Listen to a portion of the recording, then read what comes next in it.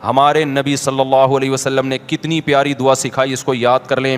اللہم انی اسألک الجنہ، اے اللہ میں تجھ سے جنت مانگتا ہوں، وما قرب الیہا من قول وعمل، اور ہر وہ قول اور عمل جو مجھے جنت کے قریب لے جائے۔ یہ دعا ضرور یاد کریں۔ اسی طرح حدیث میں آتی ہے ایک اور دعا، یہ راتوں کو اٹھ کے مانگنے کی دعائیں ہیں۔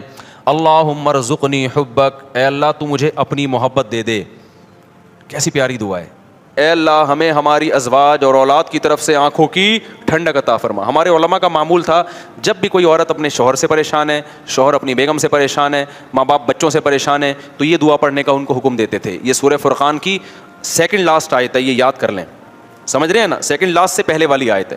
ربنا هب لنا من ازواجنا وذرياتنا قرة اعین واجعلنا للمتقین اماما، اے اللہ ہمیں ایسے لوگوں کا سربراہ بنا جو نیک ہوں، یعنی ہماری ماتحتوں کو کیا بنا دے، بیوی بچوں کو نیک۔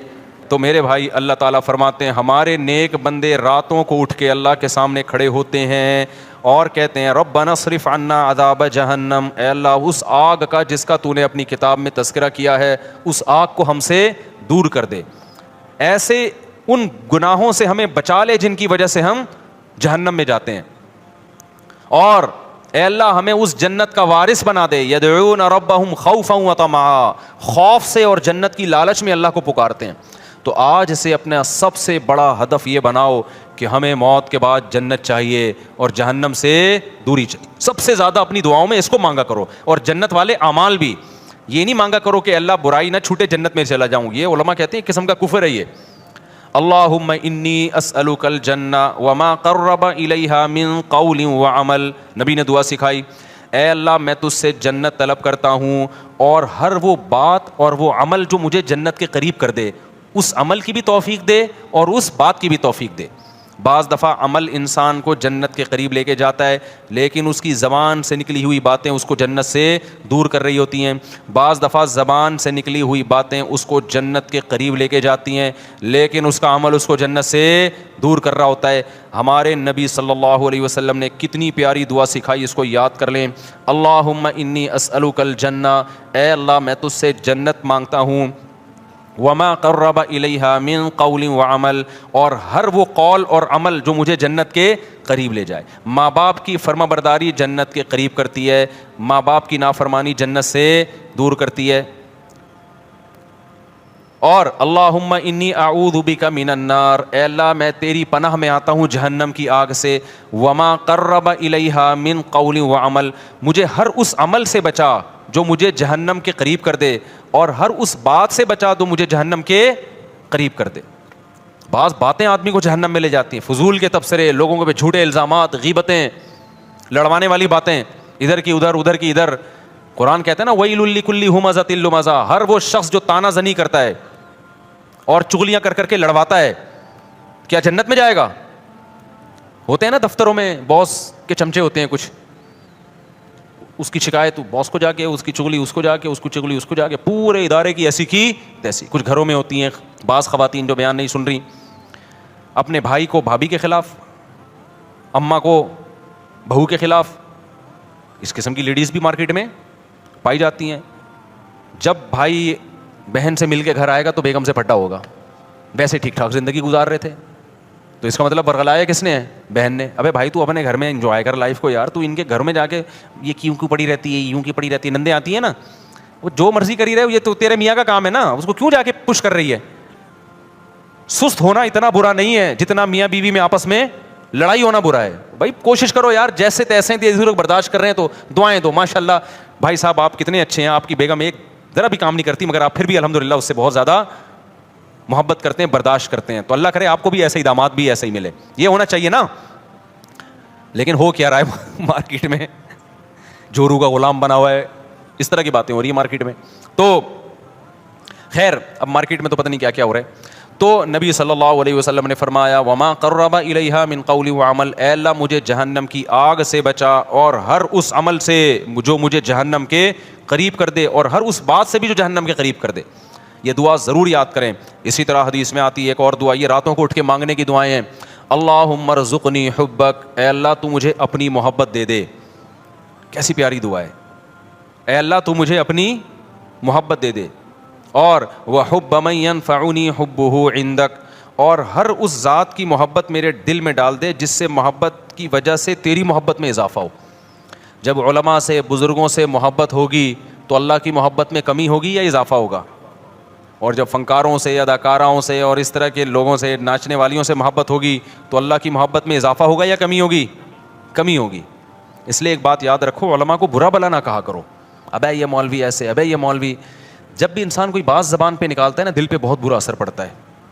آہستہ آہستہ پھر وہ کیا ہو جاتا ہے, بدگمان ہوتے ہوتے دور ہو جاتے ہیں علماء سے. بھائی صحیح, پورا صحیح دنیا میں کوئی بھی نہیں ہوتا, لیکن جب آپ تبصرے کرنا شروع کرتے ہو نا ایسے, یہ بڑے ڈینجرس تبصرے ہوتے ہیں. ہمارے نبی صلی اللہ علیہ وسلم نے ہر شخص کو معاف کیا ہے, لیکن جنہوں نے نبی کی گستاخیاں کی ہیں نا, ان میں سے اکثر کو معاف نہیں کیا آپ نے. کیوں؟ گستاخی کرنے والا, بد کلامی کرنے والا وہ ویلیو ختم کر رہا ہوتا ہے, تو یہ بہت خطرناک جرم ہے. تو نبی صلی اللہ علیہ وسلم نے دعا سکھائی, وَحُبَّ مَن يَنفَعُنِي حُبُّهُ عِندَكَ اللَّهُمَّ فَكَمَا رَزَقْتَنِي مِمَّا أُحِبُّ. اے اللہ تو نے جو مجھے میری محبوب چیزیں دنیا میں دے رکھی ہیں. آدمی اپنی محبوب چیزوں کے ملنے سے اللہ کے قریب ہوتا ہے یا دور ہوتا ہے؟ دور ہوتا ہے عام طور پہ, کیونکہ ان میں پڑھ کے اللہ کو بھول جاتا ہے. تو اے اللہ فاجعلہ قوۃ لی فیما تحب, ان محبوب چیزوں کو اپنی محبت کا ذریعہ بنا دے. آئی بات سمجھ میں؟ بعض دفعہ محبوب چیز ملنے سے وہ محبوب چیز آپ کے ساتھ اللہ کی محبت میں تعاون کا ذریعہ, جیسے پیسہ نہیں تھا, پیسہ محبوب ہے, مل گیا تو عام طور پہ پیسہ مل کے اللہ سے دور, لیکن اے اللہ مجھے ملے تو میں تیرے سے دور ہونے کے بجائے کیا ہو جاؤں. بعض خوش قسمت ایسے بھی ہوتے ہیں, غریب تھے تو اللہ سے دور تھے, پیسہ آیا تو اللہ کے قریب ہو گئے, خیرات صدقات بڑھ گئے. تو مجھے میری محبوب چیزیں جو ملی ہوئی ہیں, اے اللہ وہ ان اعمال میں ترقی کا ذریعہ بنا دے جو تجھے محبوب ہیں, جو عمل. وما زویت عنی مما احب, اے اللہ کچھ چیزیں ایسی ہیں جو مجھے محبوب ہیں لیکن تیرے علم ہے کہ وہ مجھے ملیں گی نہیں, تو ان کا نہ ملنا ان اعمال میں ترقی کا ذریعہ بنا دے جو تجھے محبوب ہیں. بعض دفعہ نہ ملتا ہے, انسان کو غم ہوتا ہے, اور اس غم میں وہ اللہ کو یاد کر لیتا ہے اور اللہ کی محبت میں ترقی کا ذریعہ بن جاتی ہے چیز. خلاصہ یہ نکلا, اپنی محبت چاہیے اور جیسے تیسے ہو, تیری محبت ہی چاہیے بس, اور کچھ نہیں چاہیے ہمیں. نہیں آ رہی بات میرا خیال ہے سمجھ میں؟ تو یہ دعائیں مانگا کرو میرے بھائی رات کو اٹھ کے.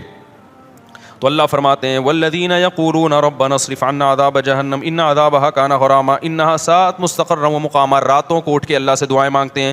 والذین اذا انفقوا, یہ وہ لوگ ہیں جب خرچ کرتے ہیں, لم یسرفوا, نہ اپنی آمدن سے زیادہ خرچ کرتے ہیں کہ دوسروں سے کل بھیک مانگے, ولم یقتروا, اور نہ کنجوسی کرتے ہیں کہ خرچی نہ کریں, صدقات و خیرات بھی کرتے ہیں لیکن اپنی چادر دیکھ کے. وَكَانَ بَيْنَ ذَلِكَ قَوَامًا, مسلمان نہ کنجوس ہوتا ہے اور نہ اسراف کرنے والا ہوتا ہے, سخی ہوتا ہے لیکن اتنا سخی نہیں کہ کل لوگوں سے بھیک مانگے, یہ ناجائز ہے. وَكَانَ بَيْنَ ذَلِكَ قَوَامًا وَالَّذِينَ لَا يَدْعُونَ مَعَ اللَّهِ إِلَٰهًا آخَرَ, یہ وہ لوگ ہیں جو اپنی دعاؤں میں اللہ کے سوا کبھی کسی کو نہیں پکارتے, ساری زندگی صرف یا اللہ مدد, ایاک نعبد, صرف تیری عبادت. شیخ سدیس مجھے یاد ہے 99 کی بات ہے, 97-98 میں حرم میں جو ان کی ختم قرآن کی دعا ہوئی تھی نا, بڑی پیاری دعا ہوئی تھی, بہت, اب بھی بہت اچھی ہوتی ہے, وہ تو بڑی ہی خاندانی تھی. اس میں ان کے الفاظ مجھے یاد ہیں, بڑے پیارے لگے وہ. لیس فی الوجود رب سواک فیرضا, اے اللہ اس کائنات میں کوئی ایسا رب نہیں ہے تیرے علاوہ جس کو ہم راضی کرنے کی کوشش کریں, جس کی رضا ہمارے لیے بہت زیادہ ضروری ہو. بہت سے لوگوں کو راضی کرنا بہت ضروری ہے, اتنا نہیں جتنا تجھے راضی کرنا ضروری. تیرے علاوہ کوئی ایسا رب ہی نہیں ہے. لیس فی الوجود رب سواک فیخشا, تیرے سوا کوئی ایسا معبود نہیں ہے, رب نہیں ہے جس سے ڈرا جائے, ہے ہی نہیں کوئی بھائی, اتنا ڈرا جائے جس سے, جتنا کس سے ڈرا جاتا ہے, تجھ سے. لیس فی الوجود رب سواک فیحب, کوئی تیرے سوا ایسا محبوب نہیں ہے جس سے محبت کی جائے, ایسا معبود نہیں ہے. معبود والی محبت کس سے ہوگی؟ غلامی والی محبت صرف آقا سے ہوتی ہے, اور وہ کون ہے؟ اللہ ہے. تو یہ بڑی پیاری دعا ہے. تو اللہ یہاں یہی فرماتے ہیں, وہ اللہ کے علاوہ کسی کو پکارتے نہیں ہیں. والذین یقولون ربنا هب لنا من ازواجنا وذریاتنا قرۃ اعین واجعلنا للمتقین اماما, یہ دعائیں مانگتے ہیں, اے اللہ ہمیں ہماری ازواج اور اولاد کی طرف سے آنکھوں کی ٹھنڈک دے. کیا مطلب آنکھوں کی ٹھنڈک؟ وجعلنا للمتقین اماما, ہمیں پرہیزگاروں کا امام بنا, یعنی ہمارے ماتحتوں کو کیا کر دے؟ نیک بنا دے. کیونکہ جو اللہ کے خوف رکھنے والے لوگ ہیں ان کی آنکھیں اپنے گھر والوں سے اس وقت ٹھنڈی ہوتی ہے جب وہ اپنے بیوی بچوں کو نماز روزے میں اور نیکی کے کاموں میں مشغول دیکھتے ہیں. سمجھ میں آ رہی ہے بات؟ اس میں ازواج میں مرد بھی داخل ہے کہ عورت کے لیے یہ دعا ہے کہ اپنے شوہر سے میری آنکھیں ٹھنڈی کر. تو اس کی تفسیر علماء کیا لکھتے ہیں؟ شوہر کو نیک بنا دے. جو دنیا دار عورت ہے اس کو شوہر کی نیکی پہ آنکھیں ٹھنڈی نہیں ہوں گی, وہ کہے گی روکھڑا کتنا لا کے دے رہا ہے یہ فلموں میں ڈانس کتنا اچھا کر لیتا ہے, میرے ہسبینڈ سے ملیے بہت اچھا ناچتے ہیں یہ. اس کی آنکھیں کیا ٹھنڈی ہوں گی اوٹ پٹانگ حرکتیں دیکھ کے.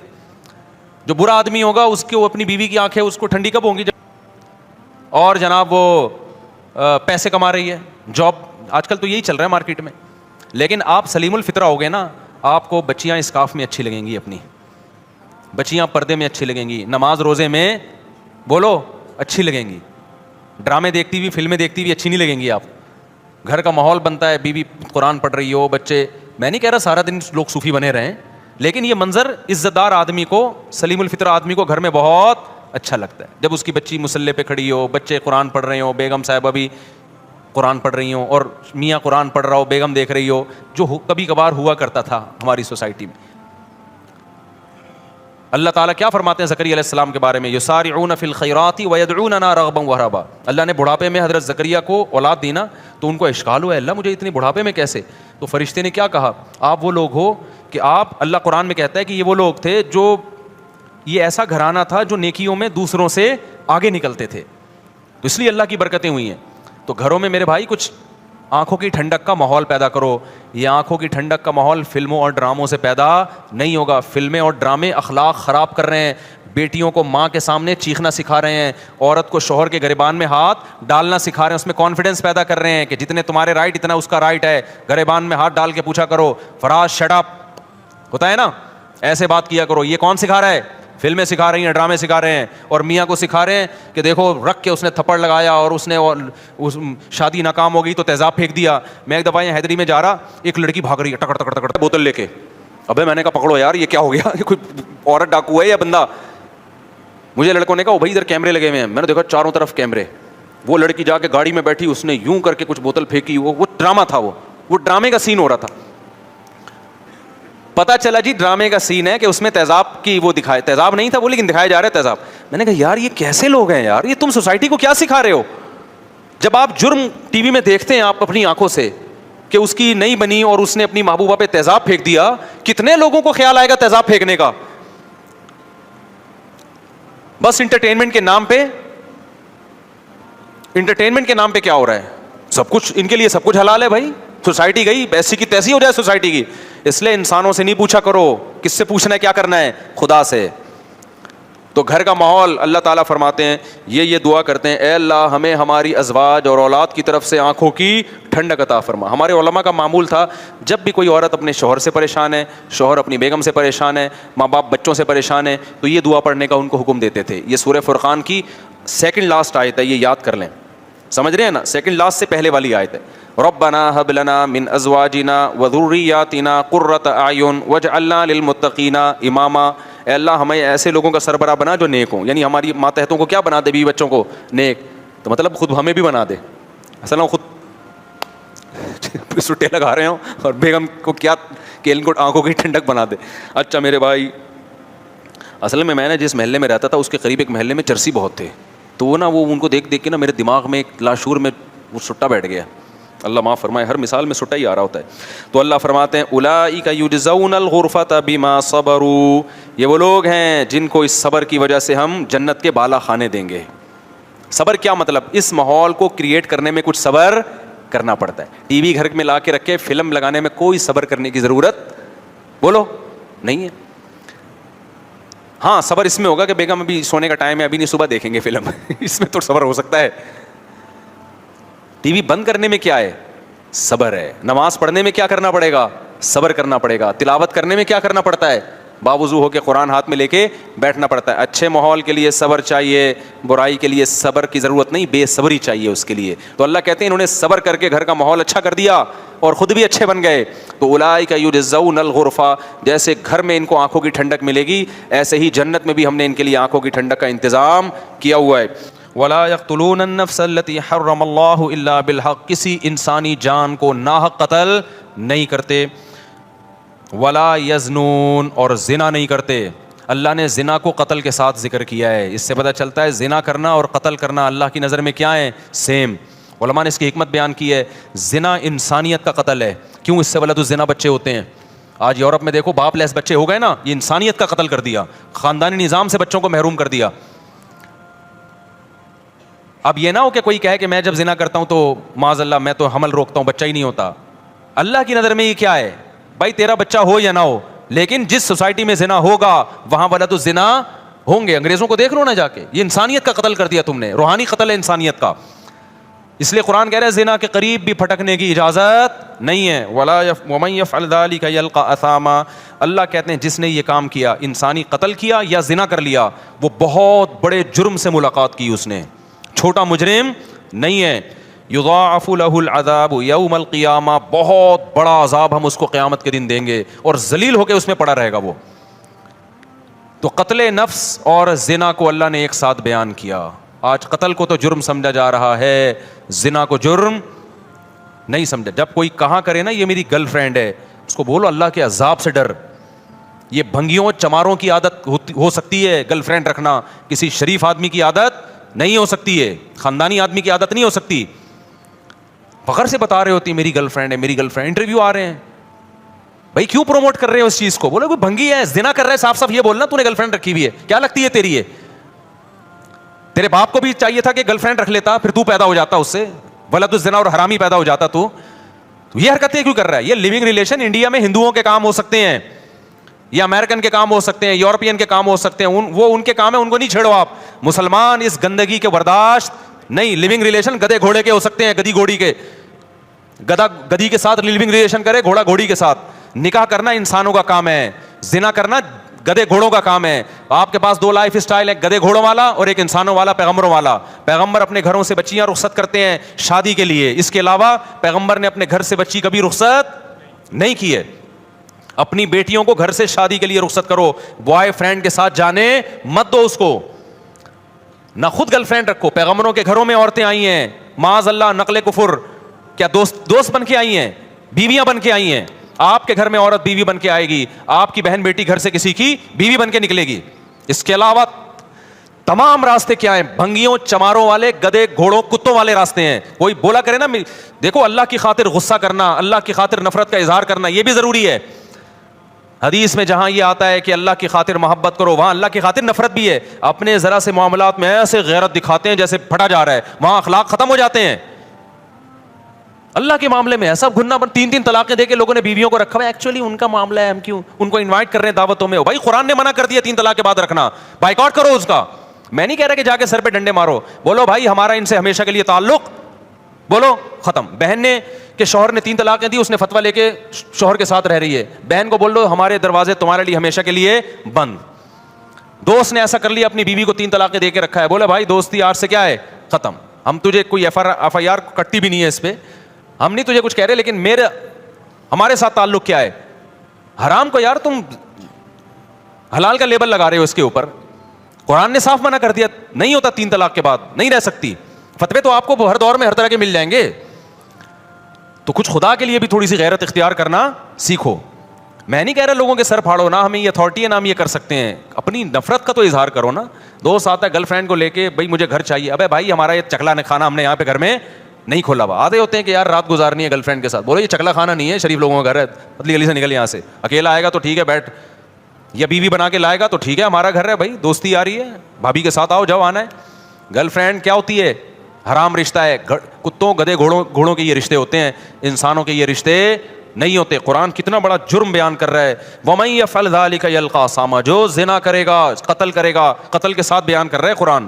اللہ کی نظر میں دونوں میں کوئی فرق نہیں ہے. یلقا ساما, بہت بڑے جرم سے ملے گا. یضاعف له العذاب, بہت بڑا عذاب دوں گا اس کو میں. آگے قرآن کہہ رہا ہے الا من تابا.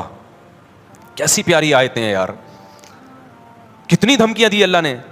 اب جس سے ہو چکا ہے وہ جب یہ آیتیں سنے گا وہ تو مایوس ہو جائے گا نا, وہ تو مایوس ہو جائے گا. تو اللہ نے فوراً کہا الا من تابا. یہ جو قرآن کا اللہ ہے نا, اس میں بڑی طاقت ہوتی ہے. یہ ایسا لگتا ہے جیسے اللہ نے ایک تلوار چلا دی. الا من تابا, ہاں جس نے توبہ کر لی. اب تک جو ہوا سو ہوا, کیونکہ جب زانی یہ آیتیں سنے گا وہ تو کہے گا میں تو گیا کام سے. اللہ کہتے ہیں مہلت ہے, الا من تابا. اب تک گرل فرینڈ رکھی نا تو نے, زنا کیا, لڑکوں سے بدفعلی کی, قتل کیا, من تابا, توبہ کر لے آج. کیا کر لے؟ توبہ. وآمنا, اپنا عقیدہ صحیح کر لے. وعمل صالحا, آئندہ کے لیے اصلاح کر لے. آئندہ کے لیے کیا کر لے؟ اصلاح کر لے. فاولئک یبدل اللہ سیئاتہم حسنات وکان اللہ غفورا رحیما. یہ وہ لوگ ہیں جو پکی توبہ کرتے ہیں اور پھر اس پہ قائم رہتے ہیں, اللہ ان کی برائیوں کو نیکیوں سے بدل دیتا ہے. کیوں؟ اللہ غفور بھی ہے اور اللہ رحیم بھی ہے. اس کا ایک مطلب یہ بیان کیا گیا ہے کہ توبہ جب بہت زبردست ہوتی ہے تو اللہ کا ایسا قرب ملتا ہے اس کو کہ جو اس نے گناہ کیے تھے نا, اس کے جو نقصان اس کو ہوئے تھے, اللہ سے دوری, وہ نقصان کیا ہو جاتا ہے؟ ختم ہو جاتا ہے. آگے اللہ فرماتے ہیں, اب ایک سوال ہوتا ہے کہ اللہ اتنا بڑا جرم کیا ایک شخص نے, قتل بھی کیا, زنا بھی کیا, پکی توبہ کر لے تو اس کو معاف کر رہا ہے؟ دنیا میں تو ایسا نہیں ہوتا. دنیا میں جب آپ ریاست کے قانون کی توڑتے ہیں, ریاست کو, اور بہت بڑا جرم کرتے ہیں تو ریاست معاف نہیں کرتی. تو اتنے آرام سے کیسے معاف کر رہا ہے؟ کتنی دفعہ زنا کر چکا ہے, اب یہ توبہ کر رہا ہے تو معاف کر دے گا؟ تو اللہ کیا کہتے ہیں, وَمَن تَابَ وَعَمِلَ صَالِحًا فَإِنَّهُ يَتُوبُ إِلَى اللَّهِ متابا. اللہ کہتے ہیں جو توبہ کر رہا ہے اور آئندہ عمل کو ٹھیک کر رہا ہے تو وہ توبہ کس کے دربار میں کر رہا ہے؟ وہ انسان کے پاس تھوڑی آ رہا ہے, وہ تو خدا کے پاس جا رہا ہے. تو خدا کا ظرف چھوٹا نہیں ہے. جہاں وہ سزائیں بہت سخت دیتا ہے تو اس نے ایک دوسرا اس کی تلافی کیسے کی ہے کہ اس کا ظرف بھی کیا ہے؟ بہت بڑا ہے. اس کی معافی بھی کیا ہے؟ وہ بہت بڑی ہے. تو یہ مت دیکھو کہ کتنے جرموں کے بعد توبہ کر رہا ہے, یہ دیکھو کہ دروازہ کس کا کھٹکھٹا رہا ہے؟ خدا کا دروازہ کھٹکھٹا رہا ہے, جبکہ اس نے عذاب اپنی آنکھوں سے نہیں دیکھا. تو میں کیسے اس کو معاف نہیں کروں گا؟ والذین لا یشہدون الزور واذا مروا باللغو مروا کراما. یہ وہ لوگ ہیں جو جھوٹ کے قریب سے نہیں گزرتے, اور جب لغویات کے قریب جاتے ہیں, لغویات میں یہ گانے بجانے, موسیقی, شراب کباب کی محفلیں, تو مروا کراما, عزت کے ساتھ گزر جاتے ہیں. ان لغویات کی طرف کان نہیں لگاتے. والذین اذا ذکروا بآیات ربہم لم یخروا علیہا صما وعمیانا. جب ان کو ان کے رب کی آیتیں اور احکام بتائے جاتے ہیں تو اندھے اور بہرے ہو کے نہیں گزرتے. آپ دنیا پر اس آدمی کو بتائیں خدا کا یہ حکم ہے, ابے جاؤ یار, کیا باتیں کر رہے ہیں یار, صوفیوں والی باتیں کرتے رہتے ہو ہر وقت. اللہ کہتے ہیں جو ہمارے نیک بندے ہیں نا, جب ان کو اللہ کی بات بتائی جاتی ہے تو اندھے اور بہرے سنتے بھی ہیں کہ کیا کہا جا رہا ہے, پھر دیکھتے بھی ہیں کہ اب سیدھا راستہ کون سا ہے. ایک کام کر لیا کرو, خالدین فیہا, وہ میں بتاتا ہوں ابھی, خالدین فیہا, ہمیشہ اس جنت میں رہیں گے. حسنت مستقرہ, کچھ صیغے نا تعجب کے ہیں وہ اللہ استعمال کرتا ہے, یہ بس آخر یہ پڑھ کے میں بیان ختم کرتا ہوں. حسنت مستقرہ, اللہ کہتے ہیں کیا زبردست ٹھکانہ ہے, یعنی اللہ تعجب کا اظہار کر رہے ہیں, حالانکہ اللہ کو کسی چیز پہ تعجب نہیں ہوتا, لیکن اتنی اچھی ہے جنت کہ اللہ کہہ رہے ہیں کہ گویا کہ مجھے بھی تعجب ہو رہا ہے کہ میں نے اپنے بندوں کے لیے کیا زبردست انتظام کر دیا. بھائی مجھے خود حیرانگی ہو رہی ہے, یہ بلاغت ہے قرآن کی ہمیں سمجھانے کے لیے. ایسا انتظام کر دیا کہ ہٹو بچوں ہو گیا, یعنی سمجھ لو آپ. اور میں کیا بولوں اپنی زبان میں بھائی, ہٹو بچوں کا مطلب پتہ ہے, جب کوئی بڑی شاہی سواری خاندانی قسم کے بچوں کو ہٹا ہے اور آگے سے تو دیکھ نہیں رہا کون آ رہا ہے بھائی. تو کیونکہ بعض لوگ نا نیچے کمنٹس میں پوچھا ہوتا ہے یہ ہٹے بچوں کیا ہوتا ہے, اب ان کو کون سمجھائے کہ ہٹو بچوں کیا ہے. ہٹو کا مطلب ہٹاؤ اور بچوں کا مطلب بچوں. تو کبھی کراچی آؤ, ہم تمہیں سمجھائیں گے ہٹو بچوں. جیسے بمبئی والے کہتے ہیں کہ کیا بولتا ہے بھنڈائے, کسی نے مجھے بتایا بمبئی میں لفظ بہت مشہور ہے, تو ہم کراچی والوں کو نہیں پتہ چلے گا, ان کے یہاں بہت مشہور ہے. خیر, اللہ فرماتے ہیں حسنت مستقرا و مقاما, بہت بہترین قرارگاہ ہے اور بہت بہترین, کیا ہی بہترین ٹھکانہ ہے. قل ما یعبأ بکم ربی لولا دعاؤکم. آخر میں اللہ سورہ فرقان میں بڑی زبردست بات کہتے ہیں کہ دیکھو تم اپنے رب کو اگر یاد نہیں رکھو گے تو رب کو تمہاری کیا پرواہ ہے بھائی.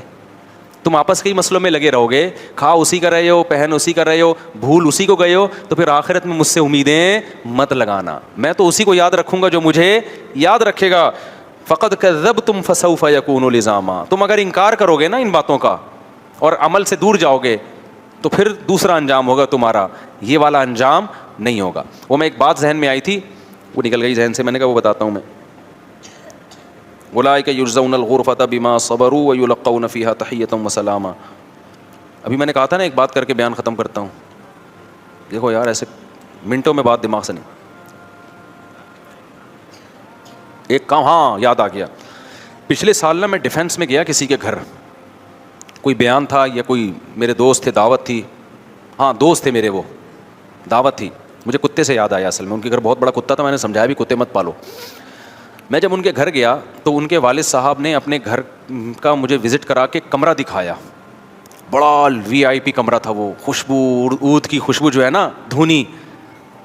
تو انہوں نے کہا یہ ہمارا مصلی ہے, ہم نے اپنے گھر میں ایک کمرہ عبادت کے لیے بنایا ہے, نماز, تلاوت, ذکر کہاں ہوگا, ادھر ہوگا.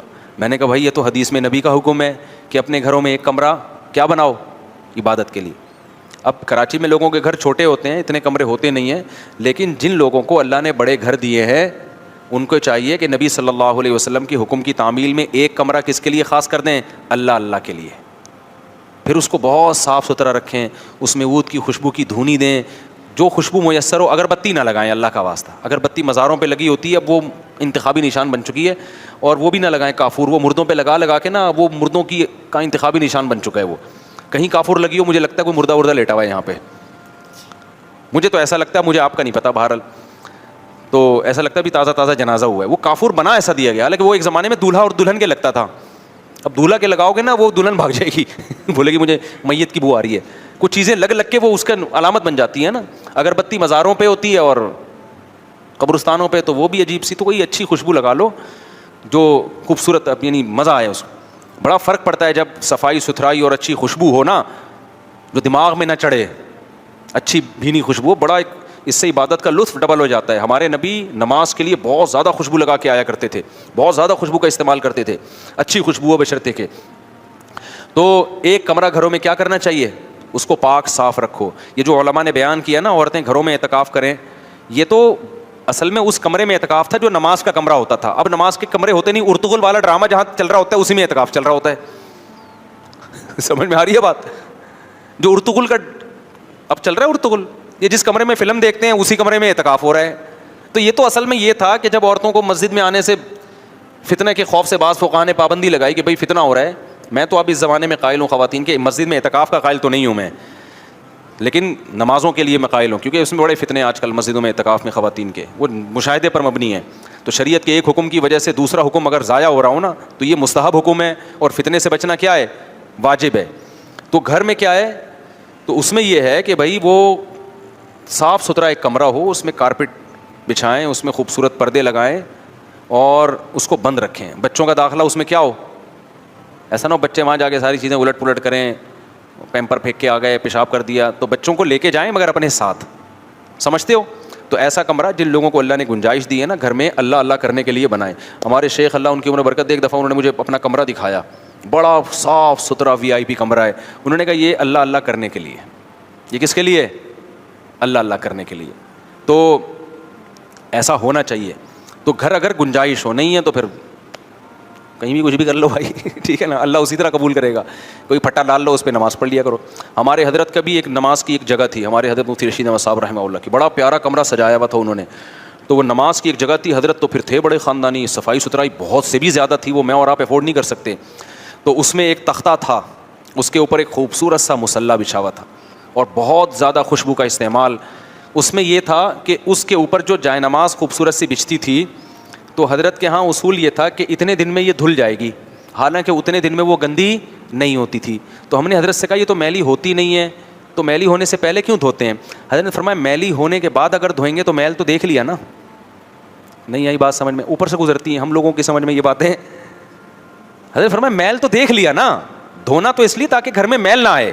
حضرت کے کپڑے میلے ہونے سے پہلے دھلتے تھے, حضرت کے گھروں میں چادریں میلی ہونے سے پہلے دھلتی تھیں. اب آپ حیران ہو گئے میلی نے تو دھل کیا رہا ہے پھر, صحیح ہے بھائی.